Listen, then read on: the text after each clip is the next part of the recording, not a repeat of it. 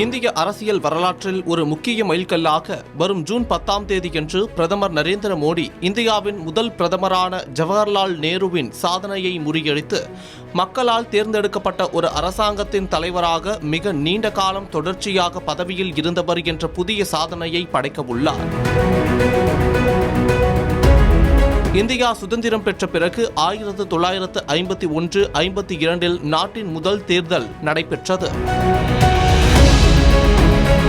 அதற்கு முந்தைய நேருவின் இடைக்கால பிரதமர் பதவி காலத்தை கணக்கில் கொள்ளாமல் மக்களால் தேர்ந்தெடுக்கப்பட்ட நாடாளுமன்ற காலங்களை மட்டுமே ஒப்பிடும்போது பிரதமர் மோடி இந்த வரலாற்று சாதனையை நிகழ்த்துகிறார்.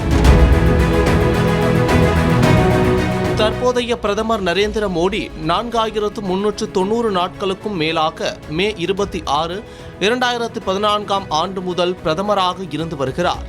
ஜவஹர்லால் நேரு 4398 நாட்கள் மே 13, 1952 முதல் அவர் மறையும் வரை பிரதமராக பதவி வகித்தார். இந்திரா காந்தி 4077 நாட்கள் ஜனவரி 24, 1966ஆம் ஆண்டு முதல் மார்ச் 24, 1977 வரை பிரதமராக பதவி வகித்தார்.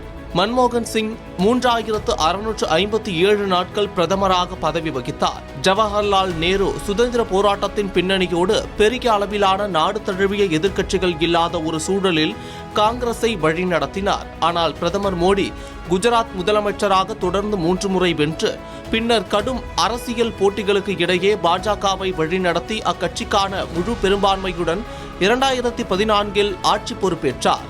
பிரதமர் மோடியின் இந்த நீண்ட பதவி காலத்தில் ஜம்மு காஷ்மீருக்கான 370வது சட்டப்பிரிவு ரத்து, முத்தலாக் தடை சட்டம் மற்றும் உச்சநீதிமன்ற ஒப்புதலுடன் கூடிய அயோத்தி ராமர் கோவில் கட்டுமானம் போன்ற பல்வேறு முக்கிய மற்றும் சிறப்புமிக்க முடிவுகள் எடுக்கப்பட்டுள்ளன என்பது குறிப்பிடத்தக்கது.